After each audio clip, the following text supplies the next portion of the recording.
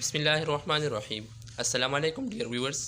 अच्छी वीडियोस के लिए सब्सक्राइब बटन को दबाएं, साथ में इस घंटी को दबाकर मुफ्त में हमारे चैनल के मेंबर्स बन जाए। आज हम आप लोगों के साथ कुछ जनरल नॉलेज शेयर करते हैं।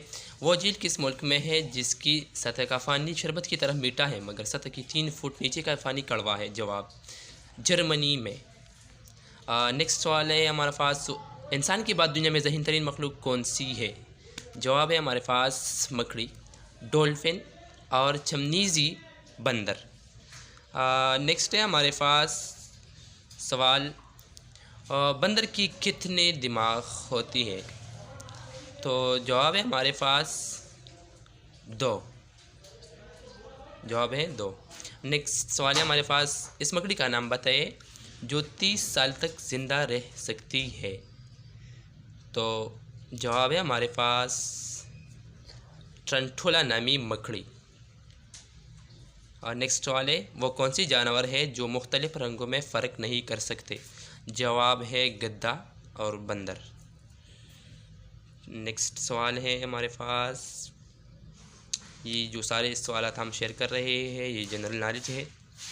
और आप लोगों को दूसरा सवाल है, वो कौन सा मुल्क है जहाँ छड़ियाँ नहीं पाए जाते हैं? जवाब है चीन।